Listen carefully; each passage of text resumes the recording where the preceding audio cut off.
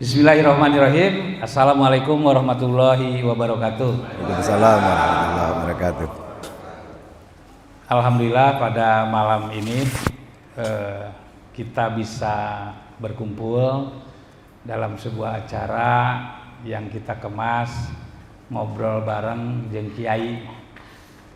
Biasanya kita ngobrol selampangan di mana saja tentang hal-hal yang menyangkut agama, yang menyangkut keimanan, yang menyangkut perilaku. Kadang-kadang karena tidak ada gurunya, jadi tidak pernah punya kesimpulan. Malam ini saya sengaja mengundang yang insya Allah juga akan menjadi dialog rutin. Kalau kita katakan pengajian, ya mungkin belum sampai ke pengajian lah. Yang jelas malam ini kita ingin berdiskusi, kita ingin berdialog, kita ingin mengisi rohani kita, karena kita sama-sama manusia yang serba kekurangan. Gagasan seperti ini Kang Asep sebetulnya sudah lama ingin kita lakukan. Tapi alhamdulillah pada malam hari ini adalah malam pertama, malam perdana saya kontak-kontak Kang Asep. Kang Asep ini seorang ulama muda, usianya di bawah saya. Tapi menurut pandangan saya, beliau bisa menjadi rujukan kita dalam hal kita mengenal tentang agama, tentang keimanan, tentang akhlak dan lain-lain. Kiai Haji Asep Saprudin Eskom MSI, udah S2 dia, tinggal dokter mungkin lagi. Bentar lagi dokter dia. Jadi mudah-mudahan ilmunya semakin banyak. Amin. Dan kita bisa mengambil ilmunya dari beliau karena dia pesantrennya asli ya. Dia juga salah satu kiai yang punya yayasannya Darul Hakmal. Yayasannya dulu itu santrinya unik kalau Kang Asep ini. Jadi bukan santri-santri seperti biasa, tapi santrinya diambil dari anak-anak jalanan yang ada di terminal, yang ada di pasar, nu aya di kongsi, yang tidak tahu orang tuanya siapa, keluarganya siapa. Nah, Kang Asep, orang-orang itu diambil dan disimpan di pondok pesantren Darul Hakmal. Diberi motivasi, diberi pendidikan agama. Ketika mereka sudah mendapatkan ilmu cukup, mereka dikembalikan lagi ke masyarakat. Dan alhamdulillah sampai hari ini masih berjalan. Pondok pesantrennya di Citepus PAM ya, di situ. Enak tempatnya, tepi sungai. Sekali-kali kita juga berkunjung ke sana. Kang Asep, mangga dituna di Cepeng eta. Ieu mah dialog we langsung. Hatur nuhun tos dongkap Kang Asep. Sami-sami.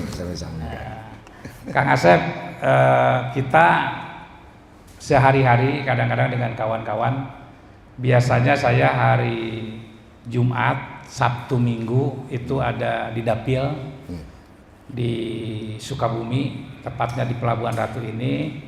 Saya suka ngumpul dengan kawan-kawan ini. Kegiatan rutinnya kalau pagi kita jalan pagi, Jumat, Sabtu, Minggu.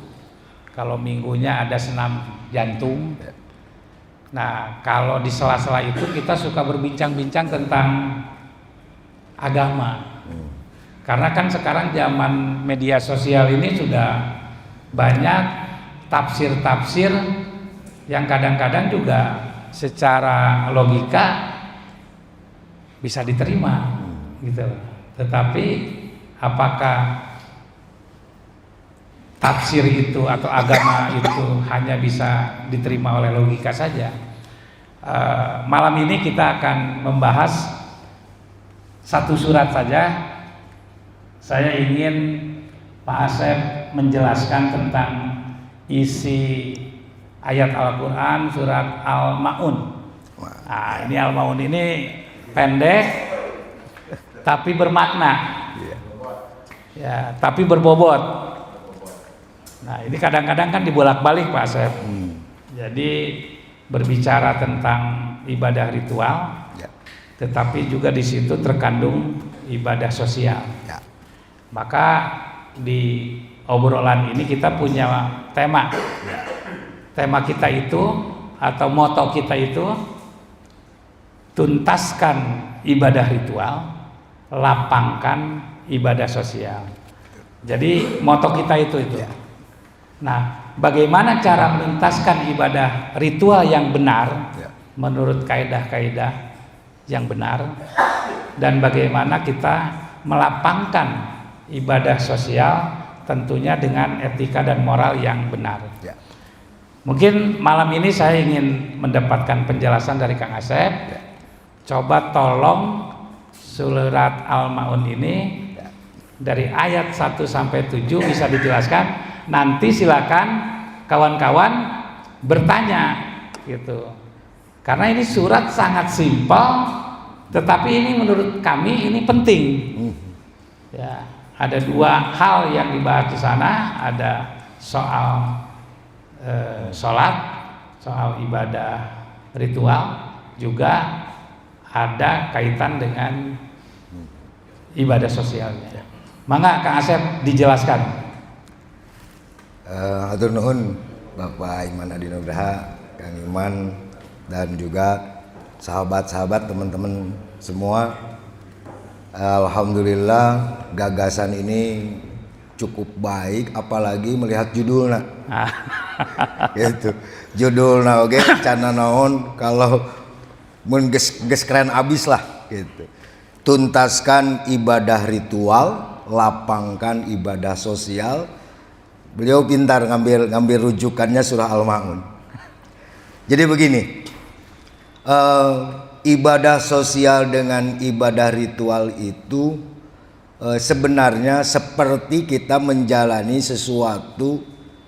Kalau digambarkan itu seperti kita punya dua sayap, kan?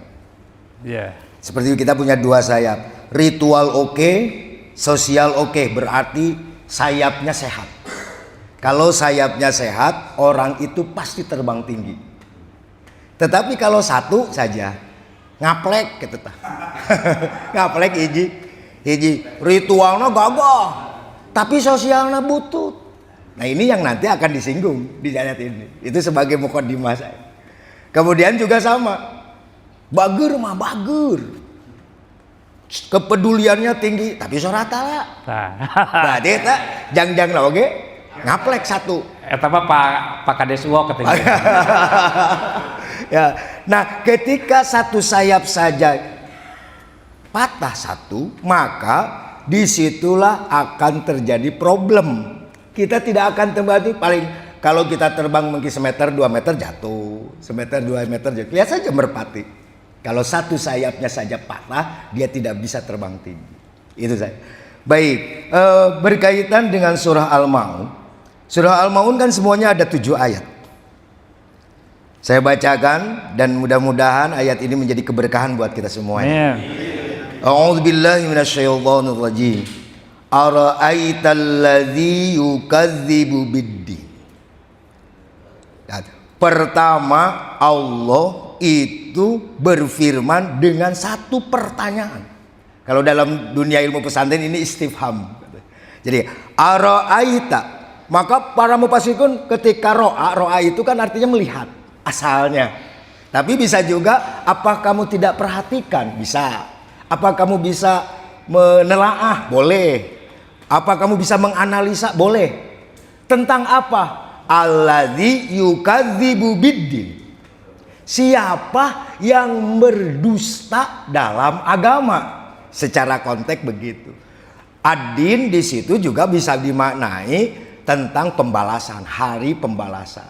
Ada yang memaknai apakah kamu perhatikan siapa sih yang berdusta tentang hari pembalasan itu? Kan bisa kayak gitu. Atau siapa orang yang berdusta atau mendustakan? Perhatikan nggak siapa yang mendustakan agama? Kan begitu. Jadi gini, kalau mendustakan itu kita juga bisa memaknai begini. Kan sesuatu itu ada klaimnya. Misalkan, apakah dia benar atau tidak? Berarti kalau benar, berarti dia memiliki makna yang hakikat. Tapi kalau tidak, kalau dianalogikan dengan emas, ada yang murni, ada yang enggak gitu. Jadi kalau orang mengaku, ini saya orang beragama, gitu. Bener tuh tak beragama nanti. Nah ayat ini bilang gini, ada yang ngaku beragama tapi bohong, gitu.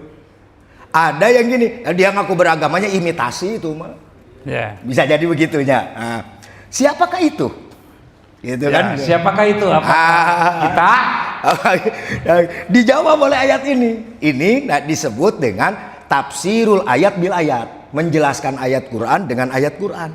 Dan mohon maaf, menjelaskan Al-Quran itu dalam versi ilmu tafsir banyak. Boleh dijelaskan ayat dengan ayat, boleh dijelaskan ayat dengan hadis, dijelaskan ayat oleh para ulama. Nah itu. Nah ini termasuk kategori ayat yang dijelaskan oleh ayat. Nah, siapakah orang yang agamanya imitasi? Kira-kira gitulah. Kira-kira gitu. Ya. Maka firman Allah berikut, "Fadzalikal ladzi yad'ul yatim." Oh, dialah orang yang menghardik anak yatim. Membiarkan. Yad'u itu meloskan gitu, ya. Tidak peduli, tidak memperdulikan, bisa. Atau begini, yad'u itu bisa diartikan dia tidak memberikan hak-hak anak yatimnya, gitu loh. Padahal anak yatim itu adalah punya hak yang menjadi kewajiban kita, gitu. Satu itu. Jadi kalau kita tidak peduli dengan anak yatim, dia agamanya imitasi gitu. Dipotong Pak Ustadz. Nah. Tidak peduli terhadap anak yatim. Ya. Kan anak yatim teh banyak. Ya. Mungkin yang kita ketahui, yang kita lihat, yang seperti apa? Mungkin bisa dijabarkan. Jadi begini, kalau yatim dalam versi ilmu fikih ya. Kalau dalam fikih, yatim itu anak yang ditinggalkan ayah atau ibunya. Oke. Ya, ayah atau ibunya. Salah satu usianya belum sampai balik. Oh, belum usia balik. Kalau belum usia balik, kalau udah usia balik, itu sebetulnya bukan yatim. Gitu. Aki-aki cerik teka bagian santunan, dewek ke yatim. Enggak, maksud saya gini, yang dimaknai di dalam surat itu ya. Yang menghardik anak yatim ya, misalkan saya ingin ini terhadap surat itu ya. Maksud anak yatim itu apakah anak yatim yang kita ketahui ya. Yang kita ketahui. Betul. Karena kan anak yatim itu banyak. Jangan contoh lah, misalkan di sebuah desa, di sebuah desa tidak mungkin ini ada Pak Kades. Pak Kades mengetahui seluruh anak yatim yang ada di desa itu. Nah, mungkin maksud dalam surat itu anak yatim yang kita lihat, yang kita ketahui, yang kita rasakan atau di sekitar kita. Mungkin seperti itu ya. Baik. Jadi begini memang Kang. Kan di awal saya bilang itu yatim versi fikih. Oke. Sebenarnya had batasannya ya. Nah, ada juga bahkan dalam sebuah hadis yang namanya yatim itu seseorang anak yang seharusnya dia mendapat perhatian dari ayah ibunya, tetapi ayah ibunya abai. Itu pun bisa dikatakan yatim. Oke. Itu makna secara lebih luas. Oke. Artinya kalau kita bisa lihat benang-benangnya bahwa anak yatim itu adalah anak yang tidak mendapatkan hak-haknya sebagai anak, baik kebutuhan kehidupannya maupun kebutuhan pendidikannya. Itu seperti itu. Ya, itu yatim ketika kita satukan dari berbagai disiplin ilmu. Itu benar yatim. Itu satu. Jadi tinggal satu gitu. Kita peduli nggak dengan anak yatim? Kalau peduli, oke, agama kita diakui. Oke. Kalau misalkan kita membiarkan anak yatim tehayang merek-merek acan gitu, mungkin ini dipertanyakan agama kita. Itu satu. Kemudian yang berikutnya, siapa lagi yang mendustakan anak yatim itu? Wala yahuddu ala ta'amil miskin. Ini bahasanya gini, tidak menganjurkan baik untuk dirinya maupun untuk orang lain ala ta'amil miskin, terhadap makan orang-orang miskin. Ini yang menarik, Pak. Sampai ada dulu teman-teman saya mengkritik, Islam kok cuma bicarain tentang makan gitu loh, Kang. Ya kan? Di sini jelas kan, ta'amil miskin itu makanan orang miskin, terhadap makan orang miskin gitu. Bahkan di banyak ayat berbicara tentang makan itu banyak, Kang. Nah, sebab begini Kang. Orang kalau tidak punya rumah mati tidak? Nggak mati. Tidak punya kendaraan mati tidak? Tidak. Tidak punya baju bagus mati tidak? Tidak. Tapi kalau tidak makan, itu dia. Karena asas agama itu adalah hifdun nafsi, menjaga keberlangsungan hidup. Ya. Di Islam maka haram membunuh orang, haram mencelakai orang, sehingga maka makan itu menjadi topik yang cukup penting dalam agama Islam.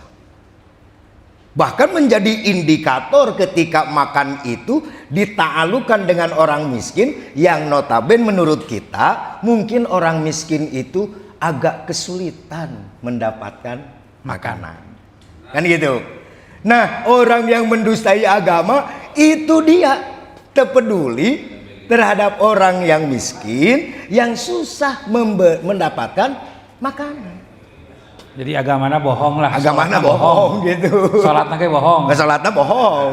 Gitu. Bisa begitu. Ya. Siap. Kuat Kang. Tadi kan masalah anak yatim. Ya. Di masyarakat umum ada dua. Ya. Dua versi, Pak. Ada di sini anak yatim itu apakah di umurnya atau di baliknya itu seperti apa gitu? Baik. Kan ada yang mengatakan itu apakah dia sudah Haid. Balik. Ada kategori Betul. di usia atau sudah mengalami apa? Betul. Baik. Jadi begini Kang, kalau kita mereview ke belakang tentang yatim ya, supaya nanti batasannya jelas. Ya, sebenarnya. Jadi gini, ada batasan secara kuantitas, ada batasan secara kualitas, Kang. Secara kuantitas itu kan terukur. Kalau angka berapa angkanya, kalau ukuran berapa ukurannya. Maka fikih sebetulnya tinjauan pada batas kuantitas. Dia usia 9 tahun, kalau anak laki-laki ditandai dengan bermimpi keluar air mani. Ya kan, itu batasannya 9 tahun. Atau mungkin anak belum 9 tahun tapi sudah mimpi atau sudah keluar air mani, itu sudah balik. Maka kalau melihat dari sana, dia sudah tidak dikategorikan kalau lebih dari itu yatim. Kan gitu. Atau perempuan, seorang perempuan kan 15 tahun biasanya, atau dia keluar air darah haid, kan gitu. Itu batas yatim yang terukur. Ada yang tidak terukur, bisa jadi usianya juga melebihi dan tanda-tanda balik secara pikir, tetapi dia tidak mendapatkan hak-haknya sebagai anak. Pendidikan tidak layak, kemudian kehidupan tidak layak, dan lain sebagainya, maka secara umum itu juga bisa dikategorikan yatim. Gitu. Tapi ada batasnya tetap. Selagi anak itu belum bisa mencari kasbiah sendiri. Kasbiah itu bekerjalah kalau bahasa kita. Kalau dia belum bisa menafkahi dirinya sendiri, ada yang memperluas maknanya. sampai dia belum bisa menafkahi dirinya sendiri bisa dikategorikan yatim. Tapi kalau fikih enggak gitu. Ya, tapi kan di dalam surat ini sebetulnya sudah terakomodir semua. Ya, betul. Anak yatim dan Fakir miskin. fakir miskin. Jadi yang tidak masuk kategori anak yatim masuknya kategori fakir miskin. Nah, Jadi betul. kalau hal-hal seperti itu saya kira Betul. bisa kita lihat dengan Tapi ada kasar. yang menarik Kang di ayat ini. Kenapa yang disebut cuma miskin aja, yang fakir enggak? Ya, dijelaskan Pak Ustadz. Ayo. Nah, Dijelaskan. ini dalam teori memahami ayat, walaupun hanya disebut satu, itu disebutnya min itlaqil juz'i wa iradatil kulli. Artinya Allah hanya nyebut satu, tapi sejatinya dia nyebut dengan fakirnya gitu. Oke. Jadi dia kalimat miskin di sini jangan sampai nanti di masyarakat gini, da si eta mah fakir tong dibere. Nu kudu dibere mah nu Miskin. Jangan sampai ada pemahaman begitu.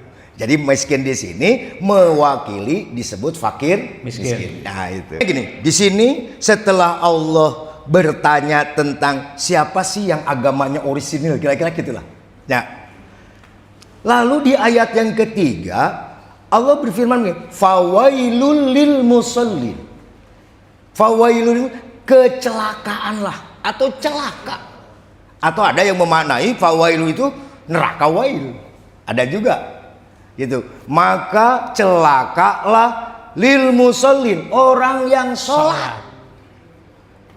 Kalau berhenti di situ, orang bisa berhenti sholat. Kalau berhenti, tetapi di situ dilanjut, sholat yang mana? Orang yang sholat yang seperti apa yang celaka itu? Dijawab lagi oleh ayat berikutnya, orang yang sholatnya alladzina hum an sholatihim sahun. Satu, orang yang sholat yang celaka itu kalau sholatnya sahun. Apa itu sahun? Sholat sahun secara lugawi sahwa itu adalah lalai.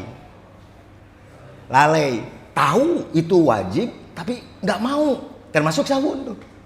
Ya, atau sahun itu gini, kadang sholat, kadang enggak. Dohor sholat, asar kagak. Gitu. Urang-urang lah teman. Itu sahun. Jadi sahun.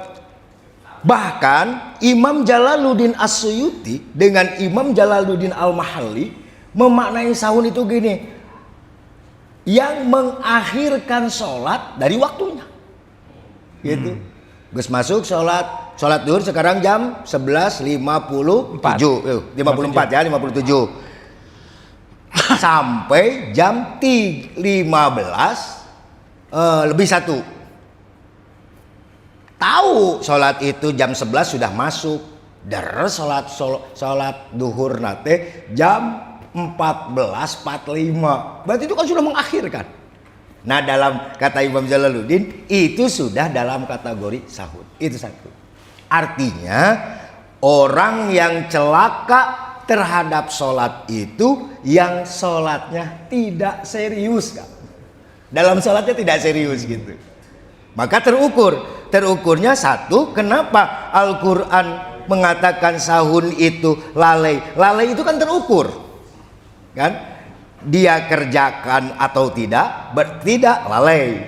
Ada juga mengerjakan, tetapi mengerjakannya asal-asalan. Bahkan banyak para mufasir, sahun itu orang yang terhadap sholatnya tidak serius. Tidak seriusnya gini, ilmunya tidak mau ditambahin dan lain sebagainya. Nah itu pertama. Jadi topik sudah berbeda nih, Kang. Kalau di awal itu Allah berbicara tentang orisinilitas keagamaan seseorang, di ayat yang ketiga itu berbicaranya handai pun orang itu pelaku kegiatan ibadah mahdoh, dalam hal ini sholat, bisa celaka kalau ibadah ritualnya tadi tidak serius. Maka ketika tadi tagline kita adalah tuntaskan ibadah ritual. Nah, untuk supaya jangan sampai kita yang sholat tidak sahun gitu, harus tuntas. Nah, itu pertama. Yang kedua, kemudian yang di akhir ayat ini Allah alladzina hum yuraun. Jadi tadi sholat yang celaka, yang membawa kecelakaan lah, atau orang sholat tapi cilaka gitu. Itu satu nulalai. Nu kedua alladzina hum yuraun. Sholatnya itu riya. Kalau bahasa orang mah dedeleun. Gitu. Jadi di situ tidak ada keikhlasan, ini dalam sholatnya. Jadi sholat itu hanya sebagai pencitraan lah kira-kira begitu. Nah kalau pencitraan itu membangun pencitraan. Membangun pencitraan itu bisa masuk di kategori itu. Gitu. Kata mah alek biasanya caleg. Nah itu dua. Jadi siapa yang sholatnya imitasi kira-kira gitulah, sehingga berefek celaka. Satu yang lalai, dua yang riya dalam sholatnya. Di closing, maka Allah mengclosing di ayat ini. Wa yamna'unal ma'un. Apa itu yang yamna'unal ma'un? Yamna'unal ma'un itu enggan menolong dengan barang yang berguna. Kalau secara lugawi. Atau yamna'u itu mencegah. Ma'un itu menolong.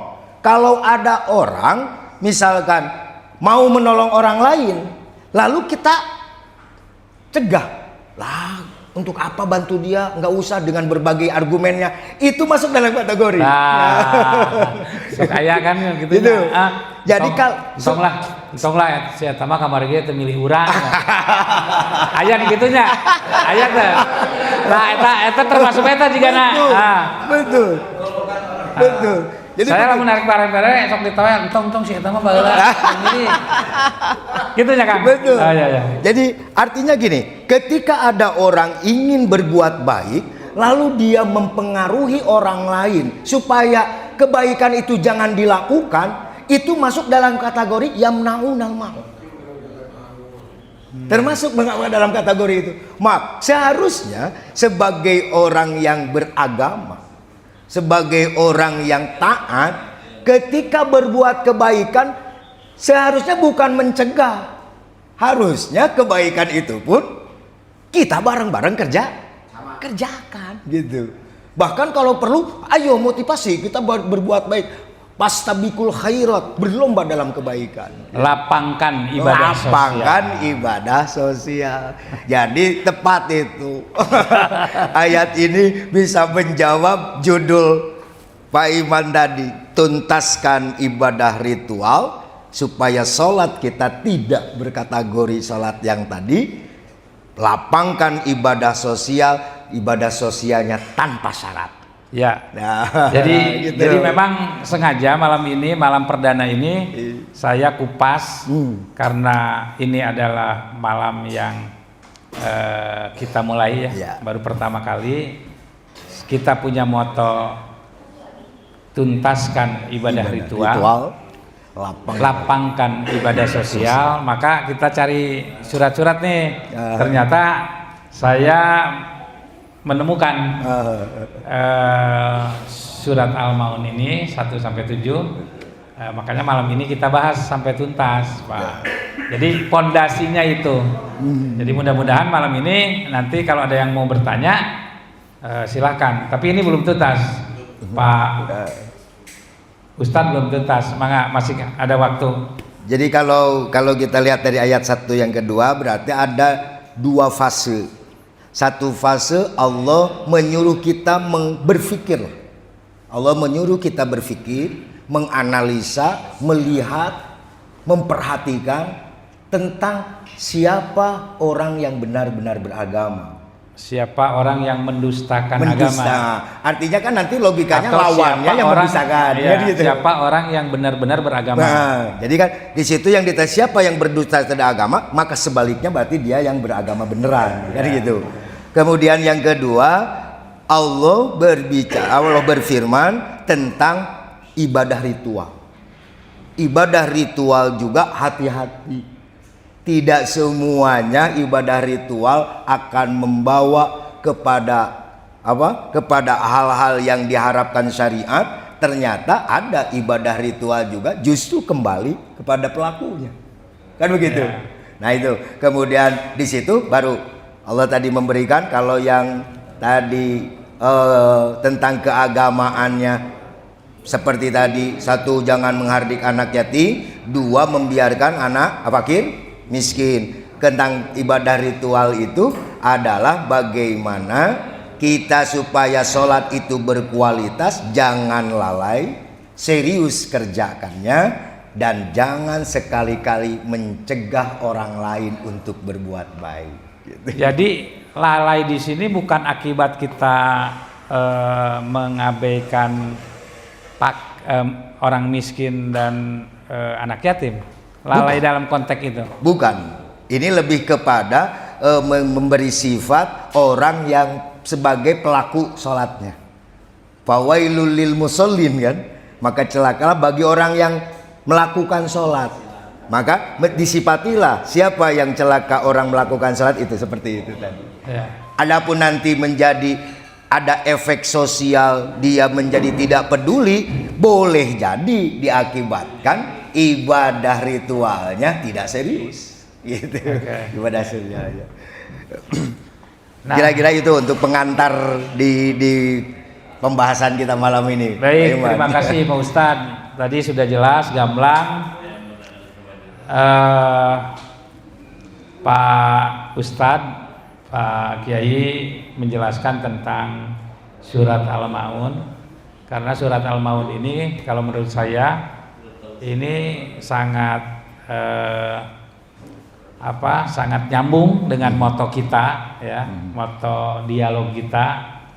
Karena insya Allah ini akan kita laksanakan tiap Jumat malam Sabtu, Pak Ustadz. Amin, amin. Nanti ada ayat-ayat yang lain yang akan kita bahas, tapi sebagai pondasi karena moto kita adalah tadi, ya, tuntaskan ibadah ritual, lapangkan ibadah sosial, maka sangat berkorelasi dengan ayat-ayat tadi. Mungkin kawan-kawan sudah ada yang ingin bertanya, silakan bebas bertanya yang selama ini ada di dalam hati anu nyungkelin. Karena kan di media sosial sekarang banyak sekali tafsir-tafsir, Pak Ustadz. Ada Ustadz ini dengan penafsiran A, Ustadz ini dengan penafsiran B, Ustadz ini dengan penafsiran C. Sehingga umat ini kadang-kadang ikut yang mana ya gitu. Tetapi mudah-mudahan malam ini kita bisa lebih memahami. Kang Ujang SB dulu ya. Boleh dikasih nih ininya, mic-nya. Silakan Ujang.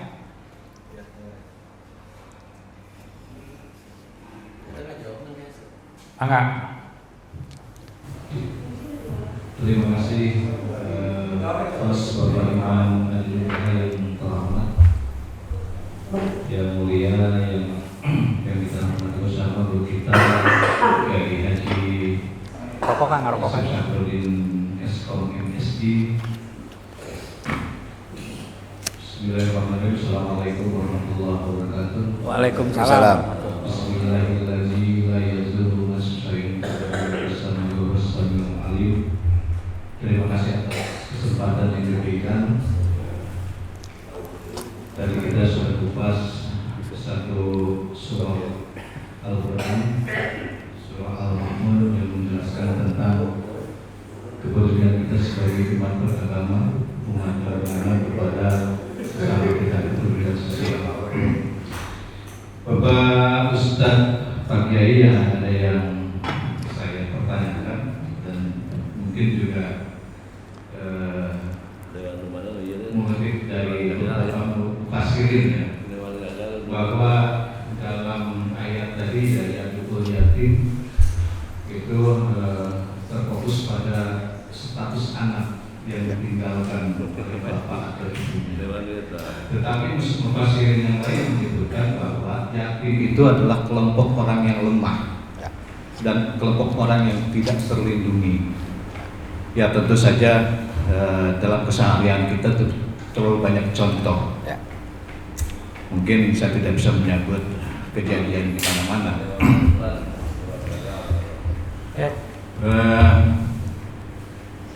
Saya sudah siapkan pertanyaan untuk Pak Ustadz. Dalam surat Al-Maun ini, kenapa pendusta agama tidak disebut orang kafir, tetapi dia adalah orang yang mengabaikan anak yang yatim? Itu saja untuk sementara, Pak Ustadz. Terima kasih. Assalamualaikum warahmatullahi wabarakatuh. Waalaikumsalam warahmatullahi wabarakatuh. Jadi pertanyaannya, kenapa Pendusta agama tidak disebut orang kafir, tetapi dia yang mengabaikan anak yatim. Ya, mangga Ustaz. Baik, kenapa orang yang mendustakan agama tidak dikategorikan kafir, gitulah kira-kira ya. Sebab begini, antara kafir dengan pendusta agama itu, kalau kafir kan kita bahasanya hitam putih. Hitam putih. Artinya gini, kalau tidak Islam, menurut Islam ya, kalau tidak Islam ya kafir. Maka kafir itu sebenarnya arti katanya itu terhalang. Ya, terhalang dengan syariat itu kafir. Berarti dia tidak mengakui syariat secara utuh menyeluruh. Nah, kalau di kategori ayat ini, dia percaya dengan syariat Islam gitu. Percaya dengan syariat Islam, percaya pada Allah, percaya kepada Rasul, tahu ada hukum-hukum, tetapi di sisi itu dia abai, maka kategorinya yukadzibu bidin, dia beragama, tetapi beragamanya dusta gitu. Itu jadi gitu. Jadi artinya kalau kafir dengan yukadzibu bidin, pendusta terhadap agama, itu jelas sekatnya. Ya, jelas. Kalau kafir kan menolak seluruh ajaran. Kalau yang yukadzibu bidin itu ajarannya, artinya begini, boleh jadi di amal-amal yang lain baik gitu, tapi tetap saja ketika dia tidak peduli ke anak yatim masuk dalam kategori ini gitu. Kira-kira seperti itu kan. Baik, terima kasih Pak. Karena ini kan panjang. Jadi nanti kalau masih kurang ditanyakan lagi. Pak Dodi, mangga Pak Dodi. Terima kasih. Assalamualaikum warahmatullahi wabarakatuh. Ada tarik ya. Terima kasih Pak Haji Iman dan Pak Kiai Haji Asep. Tadi dalam ayat kedua dalam surat Al-Maun disampaikan tentang anak yatim. Ya. Menurut fikih batasan akil balik tadi disampaikan ya, yakni berarti 9 tahun. Nah. Tapi secara logika dan realita di lapangan, sekarang masuk sekolah dasar, anak itu 6-7 tahun. Ya. Standarnya 7 tahun. Kalau 9 tahun berarti itu anak di kelas 3 SD. Kalau dikatakan itu udah balik, dari sisi ekonomi berarti dia harus lepas. Ya. Nah, ini berbenturan juga dengan kebijakan negara. Bahwa negara kita menyampaikan wajar dikdas 12 tahun. Ya. Jadi SMA lah. Kami setiap ada kegiatan di organisasi maupun di kepartaian, itu batasannya itu sampai anak SMA kelas 3. Karena anak itu masih di bawah naungan orang tua. Nah, kira-kira apabila kami ini dalam kegiatan sosial masuk kategori apa? Apakah yang anggaplah kalau itu kan wajib 9 tahun.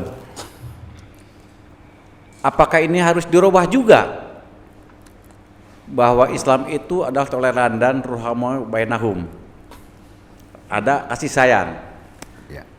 Kalau kita diendos bahwa kegiatan ini kita akan baksos batasan 9 tahun aja, bagaimana teriakan anak-anak kita yang di bawah 10 tahun?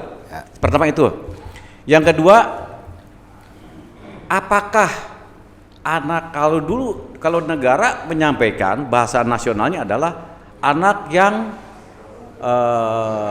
tidak punya anak, punya ibu cerai-berai, disebutnya anak fakir miskin kalau di Islam ya. Kalau bahasa nasional itu anak terlantar. Itu kurang sopan anak terlantar, psikologisnya. Saya setuju satu sisi dengan ilmu fikih, dengan bahasa anak fakir miskin, bukan anak terlantar. Itu barangkali yang bisa saya ingin tahu dan disampaikan. Terima kasih. Assalamualaikum warahmatullahi wabarakatuh. Waalaikumsalam warahmatullahi wabarakatuh. Kang Ustaz. Jadi begini Kang, sebenarnya status yatim itu tidak lalu mengurangi kebaikan kita, Pak Iwan. Ya. Artinya gini, kita apakah lalu tidak sasarannya anak yatim lalu masuk dalam kategori yukadzibu biddin? Kan begitu. Sebetulnya yatim itu menjadi prioritas utama. Dan kalau tadi batasan fikih, dan itu pun kalau fikih kan banyak ya, banyak argumentasinya. Misalkan mazhab Imam Syafi'i tadi akil balig, ya kan, berakal dan balig. Kemudian ada di mazhab-mazhab yang lain, ada sebagian ulama juga tidak melihat kepada esensi. Nah, jadi gini, yatim itu Kang, kalau dilihat dari segi bahasa, jadi gini, kalau ada ayam, bernetes nih Kang, tiba-tiba ada anaknya itu terpisah dari ibunya. Nah, itu kata bahasa Arab itu yatim. Dia terpisah dari induknya. Secara maknawi akan begini, orang yang lepas dari tanggung jawab perlindungan dari orang tuanya, itu bisa dikategorikan yatim. Lalu kalau misalkan anak di usia sekolah, taruhlah kita merujuk ke negara kita tadi bilang, usia sekolah itu berarti dari usia taruhlah sampai usia 19 tahun ya. Nah, boleh jadi apakah usia 19 tahun tetap dikategorikan yatim? Secara maknawi ya. Secara maknawi ya. Karena apa? Karena tadi dia misalkan orang tuanya atau ayahnya ditinggalkan sehingga dia mengenyam pendidikannya tidak seperti yang lain, tetap itu dikategorikan yatim. Ya, sehingga nanti kalau misalkan lalu, wah kalau saya ngasih bantuannya kepada usia yang lebih dari balig, misalkan balignya itu usia 9 tahun, lalu tidak yatim, tidak begitu juga. Memaknainya tidak begitu juga, gitu. Ya. Cukup ya, Pak Dodi. Ini satu lagi nih Pak Ustadz, mungkin juga di beranda HP kawan-kawan suka ada muncul tuh yang mengatakan bahwa sholat itu bukan tujuan, tapi sholat itu hanya sarana saja untuk mencapai tujuan, yaitu ladang sosial tadi, keadilan sosial. Nah, mungkin bisa dijelaskan, karena kalau sholat itu hanya media, kan media itu bisa bermacam-macam, bisa A, B, C, bisa naik beca, bisa naik sepeda, bisa naik mobil, kan seperti itu. Betul. Sedangkan sholat ini tadi itu kata Pak Ustadz ibarat burung, kalau yang satu tidak ada bulunya lepas, ini kan tidak seimbang. Nah, banyak di beranda kita suka muncul bahwa sholat itu bukan tujuan, sholat ini hanya sarana. Tujuannya adalah bagaimana kita berperilaku di kehidupan sosial, ya, untuk berbaik dengan sesama, tidak saling membunuh, berbagi dengan sesama. Sebetulnya tujuan utamanya itu. Nah, ini tafsir-tafsir yang banyak para pembicara, ya mau ulama, mau kiai lah apa disebutnya, tapi ini sering muncul di dalam beranda-beranda media sosial kita bahwa sholat itu hanya media saja atau perangkat saja. Kalau sholat dikatakan perangkat, pertanyaannya kan tidak baku. Yang penting sampai ke tujuan ya. Yaitu tujuan utamanya adalah bagaimana kita berakhlak baik di dalam kehidupan sosial. Bisa dijelaskan Pak Ustaz? Baik, jadi begini Pak Iman, tentang sholat kemudian korelasinya dengan kebaikan sosial lah, kira-kira seperti itu kan. Kira-kira banyak dibahas itu, ya banyak muncul itu. Satu saja yang mungkin kita lupa, sebenarnya tentang sholat itu bukan persoalan apa itu tujuannya, apa itu lain sebagainya. Sebenarnya itu justru sama-sama efek nantinya itu. Pada inti, bahwa sholat itu adalah bagaimana kita melaksanakan perintah. Berarti tujuan utamanya itu adalah kita taat pada Sang Pencipta. Itu sebenarnya tujuannya. Nah, kalau orang itu taat pada perintah Allah, sudah pasti memiliki efek. Gitu loh. Sudah pasti memiliki efek. Efeknya adalah dia akan memiliki kepedulian sosial, dia akan ramah, dia akan memiliki akhlak yang mulia. Itu efek dari itu, sehingga tidak lalu logikanya nanti akan salah jadi logika gitu. Logikanya kalau itu jadi tujuan utama, misalkan baiknya kita kepada orang lain menjadi tujuan utama, nanti akan ada logika begini, ya sudah kalau begitu kita baik saja pada sesama, nggak perlu sholat. Ya, itu logikanya. Maksud kita itu kan, gitu kan? Banyak pemikiran-pemikiran yang seperti itu. Jadi pada akhirnya karena tujuan utamanya adalah moralitas dalam kita kehidupan antar sesama, maka ada yang langsung pintas. Sudah aja kita berbaik di kehidupan. Betul. Tanpa harus melalui media sholat ini, seperti itu kan. Nah, ini yang perlu dijelaskan Pak Ustadz. Jadi pemahaman ini perlu dijelaskan karena ini juga kita sering berdialog, kita sering ngobrol gitu kan.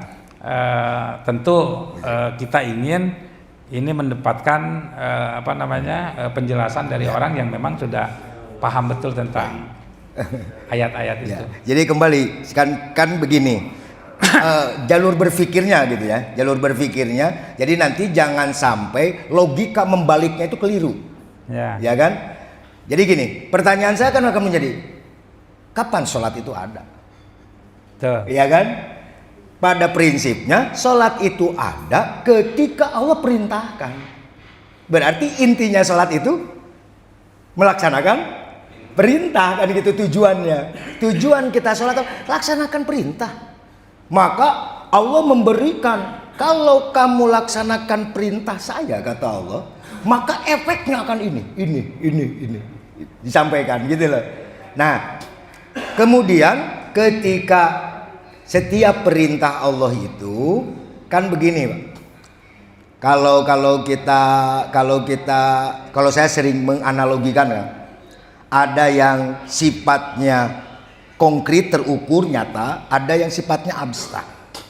Ya, contoh analogi begini. Ketika kita memerlukan panas, itu salah satu medianya kita menggunakan korek, gitu ya, betul kan? Kemudian taruhlah ini korek, kalau saya hidupkan ada apinya dan di api itu ada panas, ya kan? Itu analoginya. Maka dalam setiap hal itu sama. Sholat itu pun mengandung lapisan itu. Ada yang fisiknya, nyata terukur, gitu. Kelihatan besarnya segini, ukurannya segini. Ada esensinya, gitu. Ada esensinya. Nah, ketika esensi itu fisiknya ada, esensinya ada, maka nilai-nilainya pun akan ada. Begitu. Nah, apakah ini satu-satunya untuk menciptakan panas? Tidak. Kan begitu. Nah, makanya di dalam konteks keagamaan apapun itu bentuknya harus ditinjau oleh 3. Gitu kan. 1 ada bentuknya syariat, yang terukur syariat. Yang kedua hakikat. Yang ketiga makrifat. Syariat, hakikat, makrifat. Nah, ini nanti mungkin pendalamannya nanti di season yang lain. Betul. Jadi 3 itu akan lebih seru nanti Lebih kita. seru lagi. Oke, ada yang lain silakan. Siap. Oke. Silakan. Assalamualaikum warahmatullahi wabarakatuh. Assalamualaikum warahmatullahi Waalaikumsalam. wabarakatuh. Tadi yang dibicarakan kan konteksnya ini sosial, Pak. Ya. Yang saya tanyakan simpel aja. Ali Mahudi asup karena sosial. Mahudi gimana? Mahudi. Bukan Mahudi ya. Misalnya yang Mahudi kan berbicara nama. Mau kita maksudnya mau kakak Bogor. Mahudi Acis. Tapi orang kahayang tujuan bahwa siapa bakal ute. Orang Mahudi secara ikhlas. Atau Mahudi pulsa. Kan itu Mahudi kita asup karena sosial sama. Ya. Kedua, tadi konteksnya mengenai sholat. Ya. Allah sudah menjelaskan di sana. Setiap manusia itu mati, yang pertama sekali yang dipertanyakan adalah sholat. Sholat. Yang saya minta, coba minta penjelasan dari Ustaz itu, kumaha sih, apa sih hadisnya, sehingga ada konteks semacam itu. Orang yang pertama ketika meninggal yang dipertanyakan adalah amal sholat. Ya. Nah itu aja. Baik. Waalaikumsalam warahmatullahi wabarakatuh. Satu lagi silakan Pampang silakan. Simpel ya. Simpel. Ya, tadi kembali ke Al-Maun tadi. Ya. Kembali ke Al-Maun ya. Saya kembali ke Al-Maun tadi. Tadi bersanding ada kata-kata menghardik anak yatim. Menghardik anak yatim. Artinya membiarkan. Ya, membiarkan. Tidak peduli lah. Tidak peduli. Tidak peduli. Ketika tidak peduli ada kekhawatiran budak yatim teh tadi itu. Ya. Korelasinya najan boga mobil ge da moal maut. Ah. Teu boga mobil oge. Teu boga imah ge moal maut. Cenderung kayaknya lebih perhatiannya itu kepada Konsumtif. sodako makan lah, Ya, konsumtif. itu kan. Nah, ada sebuah pertanyaan begini, lamun anak yatimna, iya, kabeneran Tommy Soeharto teh, ya gitu kan, ya, Orang konglomerat. Konglomerat ya. anak konglomerat yatim dia. Ya. Itu contoh soalnya seperti itu. Ah. Nah, apakah kalau kita biarkan termasuk lalai? Satu itu. Ya. Ya. Apakah karena ayat itu bersanding ada fakir miskin lebih mengarah kepada Yatim yang miskin. yatim yang oke. miskin? Terima kasih. Ya, bisa dijelaskan. Baik, terima kasih. Silakan Pak Ustadz. Baik. Jadi begini, rekan-rekan semuanya, berkaitan dengan tadi, mudah-mudahan kejawab semua tuh. Di Islam ada teori memberi kan. Memberi itu dalam Islam banyak kategori. Banyak. Yang mungkin sering kita dengar ya, memberi itu ada infak, ada sodakoh, ada jariyah, ada zakat, ada wakaf dan lain sebagainya. Banyak ya kan. Nah ini. Nah kalau melihat nanti nanti akan ke situ arahnya. Kalau rujukannya misalkan begini, itu nama-nama yang tadi dipengaruhi oleh objek. Kepada siapa kita memberi? Iya. Nah, kan gitu. Dipengaruhi itu. Ya dipengaruhi itu. Nah, seperti kalau tadi yang ditanya lamun mahugi. Ya, kalau mahugi itu masuk pada apa? Apa amal enggak kan gitu. Nah, ada itu nanti masuknya kepada hadiah. Oke. Nah, masuknya kepada hadiah karena tidak ada unsur apapun. Kayak misalkan Pak Iman memberi hadiah saya, ya karena Pak Iman hanya ingin mengapresiasi saja, gitu loh. Seperti tadi, Tidak, itu bisa. Jadi, apakah itu bisa jadi kebaikan? Jadi kebaikan. Tetap saja jadi kebaikan. Kebaikan itu universal. Universal. Jadi kebaikan itu. Jadi kebaikan itu kan tidak dipengaruhi oleh kepada siapa. Iya. Dan itu juga nanti akan menjadi batasan mana yang sifatnya sosial, mana yang tidak. Kan gitu ya. Nah itu. Kemudian menanggapi tadi, bagaimana yatimnya itu seorang anak konglomerat.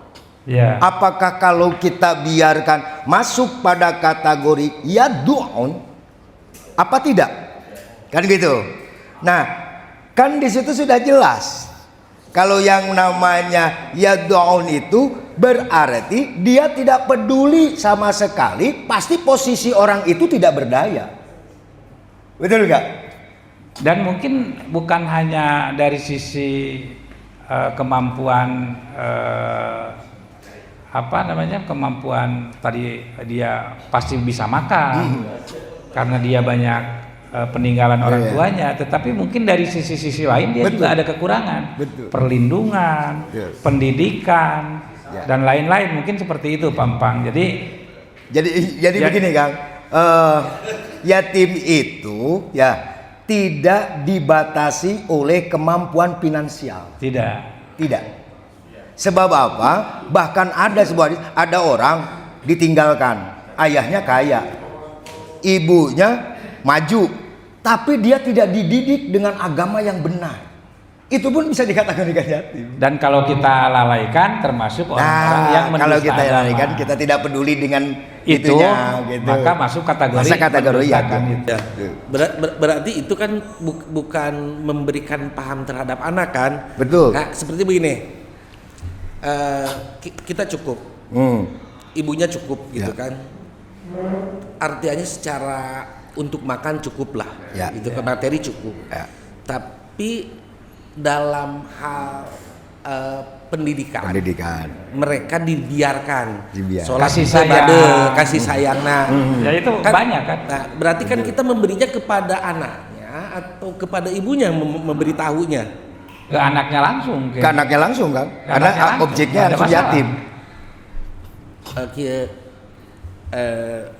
Dek maneh teh ku indung maneh teu ngaji jadi teu ngerti agama. Kita ngomong yang bagusnya kan dia di bawah umur artinya. Ya itu makin teknis, itu teknis saya kira. Jadi itu teknis. Bisa ke ibunya, bukan bisa langsung ke orangnya, itu mah teknis ya. Ya. Ya silakan. Oke, sebentar ya. Fokus.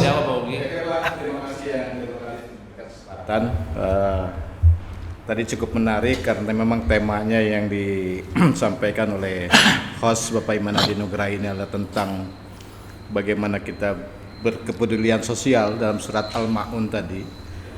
Tentu saja bahwa ibadah yang kita lakukan adalah bentuk ketaatan kita kepada Allah, bentuk taat kita melaksanakan perintah Allah. Nah ini kan di dalam surat Al-Ma'un tadi ada yang disebutkan lalai. Lalai itu ada beberapa persoalan tadi. Apakah yang dimaksud lalai itu adalah tidak khusyuk? Apakah menunda waktu? Atau apakah sholat tanpa dampak sosial? Begitu Pak Kiai. Karena yang justru kalau saya melihat dalam persoalan tadi yang sifatnya yatim tadi, menurut pandangan saya itu bersifat universal. Tidak hanya sebatas pada anak yang ditinggalkan ibu atau anak atau bapaknya, tetapi adalah seseorang yang lemah. Tentu bukan pada persoalan finansial, tapi pada persoalan-persoalan yang lain. Yang universal itu. Universal tadi, yang tidak terlindungi lain sebagainya. Dalam konteks ini tentu saja kami sebagai umat muslim sungguh sangat ngeri ketika melihat persoalan ini. Kita melaksanakan sholat tapi kita tidak punya kepedulian sosial, maka kita termasuk orang-orang yang mendustakan agama. Mohon penjelasan lagi Pak Kiai sekali lagi tentang persoalan tadi. Apakah lalai itu termasuk orang yang tidak khusyuk gitu kan, menunda waktu, atau sholat yang tanpa dampak sosial? Terima kasih. Ya mungkin yang Kang Ujang pertanyakan di ayat berikutnya tadi itu yang menyatakan sholat itu lalai, ini berdiri sendiri atau terkorelasi ke yang atas tadi. Ya. Nah, disebut lalainya seperti apa? Mungkin perlu penjelasan lebih lanjut. Baik, kalau tadi mengerucut pada pertanyaan apakah sholatnya itu tidak khusyuk, yang sebut lalai itu, Ya. atau tidak berdampak sosial, kan gitu. Ya, ya. Jadi gini, cara mengurut berpikirnya begini, bahwa sholat itu persiapan, ada persiapan nih, sebelum sholat, sedang sholat, dan sesudah sholat, gitu. Nah, kalau sebelum sholat berarti kita harus tahu betul teknis pelaksanaan sholat, ya kan? Kemudian ketika di saat sholat kita mulai memaknai esensi dari sholat itu apa. Nah, setelah sholat disitulah terujinya sholat tadi apakah memiliki value atau tidak. Itu setelah sholat. Jadi ketika kita taruh kasus kecil misalkan begini, kita sholat berjamaah di masjid. Kita wudhu dulu dengan baik, syarat rukun kita ketahui, laksanakan sholat dengan baik, tapi balik di masjid mau sanal batur. Nah berarti ini gagal. Sholatnya gagal gitu loh. Karena sholat tidak berefek terhadap sosial, gitu kan? Seperti itu. Dan perlu diingat, Pak. Menariknya ibadah ritual dengan ibadah sosial. Ya. Jadi menariknya ibadah ritual dengan ibadah sosial. Jadi begini, contoh saja. Kalau kita berbuat baik itu menggunakan hukum sosial, ya, menggunakan hukum sosial itu biasa. Tapi yang luar biasa itu adalah kita berbuat baik menggunakan hukum Tuhan. Oke, dijelaskan. Nah ini kan yang ada. Dijelaskan. Ini contoh begini, kalau kita berbuat baik kepada orang yang baik kepada kita, itu sebetulnya bukan hukum Tuhan. Itu hukum sosial. Itu hukum sosial. Yang hukum Tuhan yang seperti apa yang menjadi luar biasa? Dia berbuat baik walaupun pada orang yang menyakiti kita. Itu hukum Tuhan. Itu hukum Tuhan. Nah, itu kan di situ akan terlihat kualitas dari ibadah kita. Maka ibadah ritual itu tercermin dia memiliki value atau tidak bisa dilihat di sosial. Kan begitu. Walaupun dia sholatnya misalkan dengan aksesoris yang hebat gitu, tapi nggak ada efek sosialnya. Itu sholat pakai sorban, pakai macam-macam, pakai itu ini, jeung tatangga pas saya wae. Nah, kan gitu. Berarti value sholatnya dipertanyakan. Gitu. Itu secara universal akan menjadi begitu ya. Karena tadi korelasi antar dari satu ayat ke ayat yang lain ini kerap hubungannya antara ibadah ritual dan ibadah sosial. Dan perlu diingat, ketika sewaktu-waktu kita terbentrok ya antara ibadah ritual dan sosial, yang didahulukan apa? Saya tanya. Ritual atau sosial yang harus didahulukan? Dalam kaidah fikih itu harus ibadah sosial kan, didahulukan. Contoh, kita sedang berjamaah nih, berjamaah di masjid misalnya. Tiba-tiba tetangga kita rumahnya terbakar. Pertanyaan berikutnya, lanjut sholat berjamaah atau berjamaah batalkan tolong rumah tetangga kita? Tolong. Harus ditolong. Bahkan salah orang kalau melanjutkan. Soalnya kalau dengan dilanjutkan habis rumah orang. Iya kan? Atau ada anak tetangga masuk sumur. Ya bubar dulu, tolong dulu. Setelah itu kita lanjutkan. Itu banyak, Pak. Banyak. Ya. Berarti kalau kita mengutip pada surat Al-Ma'un tadi, kita melaksanakan sholat dalam 3 waktu 5 fardu, gitu kan? Kalau sholat 3 waktu, di dalam Al-Quran 3 waktu. Subuh, tergelincir matahari dan memasuki malam, 5 waktu. Kita sholat tapi tepat. Ya, Tepat. betul. Gitu akhirnya. Kita bisa simpulkan ya, tadi banyak sekali pelajaran yang selama ini menjadi pertanyaan dalam diri kita, Pak Kiai, di mana kita sering berinteraksi sosial, kita berhubungan dengan sesama. Tadi hal-hal yang sepele saja, saya kadang-kadang juga dilarang. Ada nu Noel lah, entong cenah itu mah tong dibere, da itu mah teu nyoblos Pak Iman gitu kan. Nah, atau itu mah 01 entong dibere, urang mah 02 kan gitu. Berarti kan itu adalah termasuk orang-orang yang lalai. Maka, ya kan? Betul. Nah, Betul. Tadi Pak Ustadz juga bilang bahwa hukum Allah itu ketika kita berbuat baik pada orang yang sebaliknya berbuat tidak baik kepada kita. Seperti itu kan? Ya, betul. Maknanya manfaatnya atau pahalanya lebih besar lah. Jadi pada perbincangan malam ini kita sudah mulai menemukan ya, karena kita ingin mewujudkan apa yang menjadi moto kita. Moto kita itu jelas, saya sudah berdiskusi, saya suka nanya ke kawan-kawan, saya share, saya memang punya moto itu. Setelah saya mengkaji, mendengarkan ceramah Ustadz A, mendengarkan ceramah Ustadz B, mendengarkan ini, mendengarkan itu, akhirnya saya berkesimpulan. Kesimpulan saya, tidak harus banyak berdebat, karena tadi itu ada juga kan, karena tujuannya adalah sosial, maka sholatnya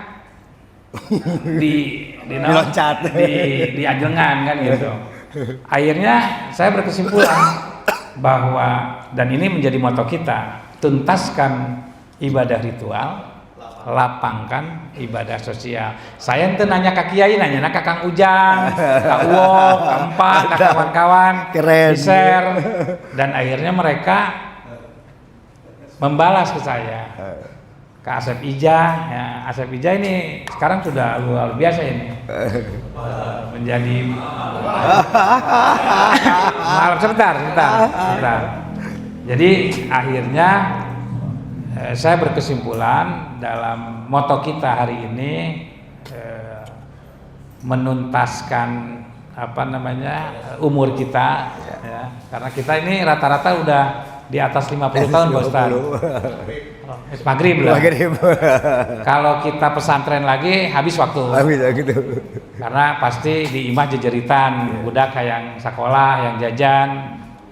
Kalau kita juga fokus nekuni tadi ya, karena kan itu sangat ini, juga kita akan kehabisan waktu, kelelahan, kehabisan waktu.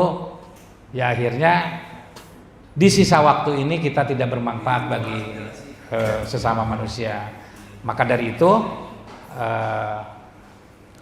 hari ini, malam ini kita membahas surat Al-Ma'un itu.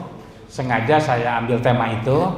Mungkin malam Sabtu berikutnya ada tema lain, nanti di-share dulu untuk kita gali apa tema di malam Sabtu berikutnya. Jadi saya kira kawan-kawan, kita sudah bisa menimba ilmu ya, karena Kang Asep ini kan menjabarkannya dengan ayat-ayat tentu. Jadi pasantrennya lain pasantrenan gitu kan. Saya tahu persis lah perjalanannya, keilmuannya ya. Karena dari keilmuan dia mah udah selesai S2 mau S3. Kalau saya S2-nya baru mulai kan. Jadi kolot-kolotnya sekolah deui.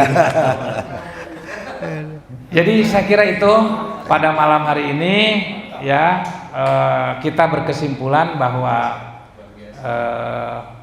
kawan-kawan bersihkan hati kita.